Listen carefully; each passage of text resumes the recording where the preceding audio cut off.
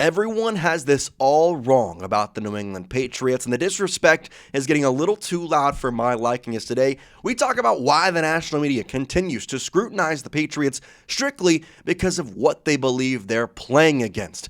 Why is this a thing, and why are the Patriots not getting credit? We mentioned it here today on Patriots Digest. Welcome in, everybody. I'm fired up here on this Tuesday morning, and I hope you are too. I'm Jace Andrews, and we appreciate you tuning in to today's show. But, man, I had to talk about this because the disrespect on the national media level is getting a little too loud for my liking. If you don't know what's going on across social media, across sports shows on ESPN or Fox or wherever it might be, they continue to talk about this past game the Patriots played against the Houston Texans, and they criticize C.J. Stroud and say things like, oh, well, C.J. should have done this, or C.J. should have done that, or C.J.'s bad, or whatever it might be. But not once this weekend or this past Monday, yesterday, did I hear a single person say the Patriots defense is a top-tier defense in the NFL, and they forced C.J. Stroud into this position. They forced C.J. Stroud to look like a pickle out there. This is the problem. You can talk about the schedule and you can talk about the EPA ratings, but let's talk about this. The New England Patriots defense has been one of the best all season and has been one of, if not the best, in the playoffs, and yet they are getting zero credit for it, and Drake Maye is getting zero credit for going on what is potentially the hardest playoff run in NFL history. Now, before we get into the rest of today's show, this video is brought to you by Kalshi. And if you download Kalshi using the link in the description and use code DIGESTNFL, you're going to get $20 when you trade your first 100. Kalshi is the largest prediction market in the United States, and on their platform, you can trade yes or no on real-life events, sports, elections, news, and pretty much anything. Now, whether you're in California, Texas, or anywhere across the country, Kalshi is now live in all 50 states. For sports fans, we can trade on game outcomes, playoff chances, or player performances, all on a regulated market where you can cash out anytime. Now, I've shown you this trade on Kalshi with the Patriots getting a 71% chance to win the NFL or the AFC Championship, I might say. And a $100 trade will get you $141. But you can also trade on the props with Rhamondre, Stevenson, RJ Harvey, TreVeyon Henderson on an anytime touchdown. Now, it's genuinely the smarter way to use your sports or news knowledge in close positions whenever you want. Download Kalshi with the link in the description, and don't forget to use this code right here, DIGESTNFL, to get your $20 bonus. Now, what sparked this video? Well, it was Dan Orlovsky, because yesterday on Get Up, one of the ESPN shows they have, he made one of the most outrageous statements I have ever heard somebody make. And they make a lot of them, so this is coming a lot. He said this: if you're Houston, you win that game with 31 other cornerbacks. It's unfortunate that we don't get this defense. Not only the AFC title game, but then more likely in the Super Bowl if they win that game yesterday. End quote. Dan Orlovsky was the guy who did not succeed in the NFL, was the guy who backed out of the end zone.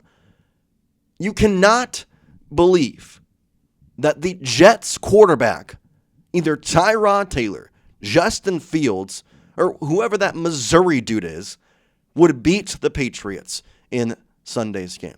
You cannot tell me that Geno Smith or Kenny Pickett would beat that Patriots team on Sunday. You cannot tell me that there are 31 quarterbacks on this NFL rosters or NFL landscape that would beat the Patriots. And I'm tired of it.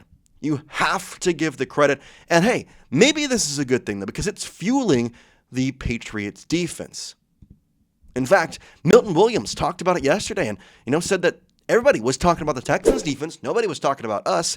He said, quote, it fueled the whole defense. Of all the talk of the Texans defense entering Sunday's game, ain't nobody been talking about our defense all year. We see what they got to say today, end quote.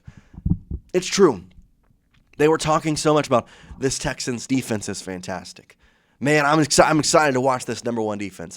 And don't get me wrong, the Texans defense is fantastic. But C.J. Stroud isn't the reason that Derek Stingley got beat on a deep route by Kayshon Boutte for the second time in the past 2 years, might I add.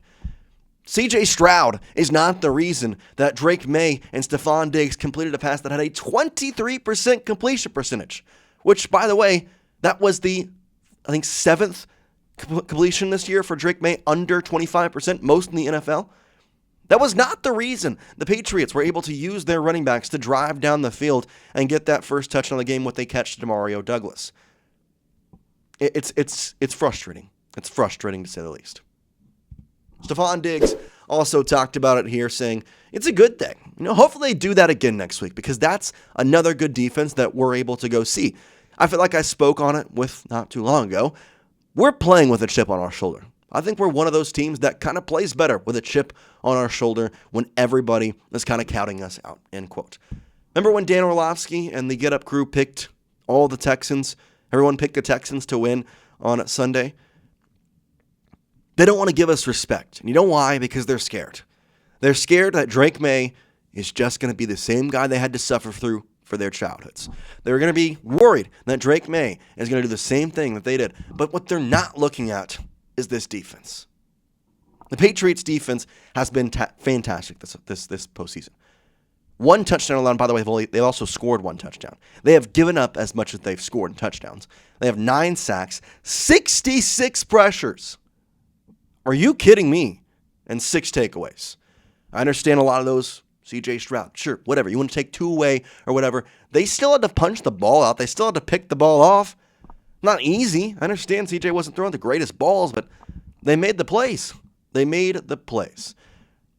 And for all this, and for all the disrespect that continues to get talked about, nobody is mentioning Drake Maye. Why? He is going through legitimately one of the hardest playoff runs in NFL history, and no one seems to be talking about it. The Texans, with the number 1 defense in points per game allowed. The Seahawks, they're second. The Patriots are third. Oh, hey, nobody saw that. Broncos are 4th, and Chargers are 8th. Well, guess what? In terms of yards per game, the Chargers are the number 5 defense, the Texans are the number 1, and the Broncos are the number 2. Drake Maye and the playoff run are going to face 3 of them, obviously. No QB has ever defeated 3 top 5 defenses in a single postseason. They faced 1 top 5 defense in the regular season, and that was the Browns in Week 8. It's crazy. It's crazy. This is the first time somebody will face 3 top 5 defenses since Cam Newton in 2015. Drake Maye's childhood idol, Cam Newton. Cam Newton has not been kind to Drake Maye. Cam Newton has not been kind to the Patriots. But you know what? Drake Maye doesn't care.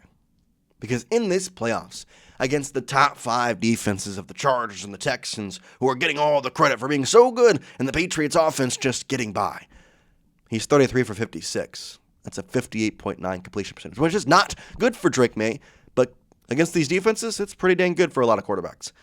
He has 447 yards and 4 touchdowns, 2 interceptions. One of those interceptions, might I add, was on a Hail Mary at the end of the half versus the Texans. Oh, and he also uses his legs, 14 carries, 76 yards, 10 sacks, and a 93.4 passer rating. I get it. You want to talk about how CJ Stroud does not deserve a job in the NFL, or should not be extended, or should have been benched, or whatever you might want to say. And what if they do put Davis Mills in? He's not going to have protection. He might not recognize the blitz, because you know what? We talked about it last week.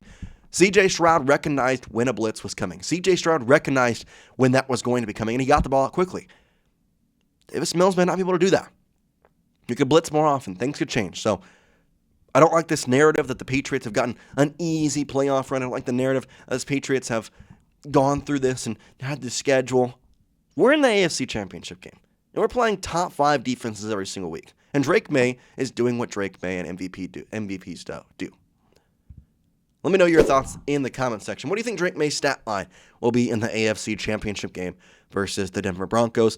I want you to put your prediction down in the comments. I'm kind of curious what you say, but man, this is an intriguing one for me. I'll give you my prediction here in just a moment. To me, if you look at Drake Maye's stats throughout the postseason, I think what he's going to end up doing is be a good completion percentage guy. I think he's going to protect the ball more. And I'm going to say he's not going to throw for as many touchdowns. I say he throws for 1 touchdown. He rushes for 1 touchdown. He throws for 200 yards. And then he also, I think he might get about 20 to 30 yards on the ground, would be my guess. So That's kind of my stat line. 30 yards rushing. He'll get a touchdown on the air, touchdown on the ground, and I'd say around 200 yards passing is where I would go for his stat line in the AFC Championship game. Again, let me know your stat lines in the comment section, how you feel about the disrespect that has been shown to the Patriots this postseason. For now, though, guys, we appreciate you watching, and we'll see you next time here on the show. Peace out.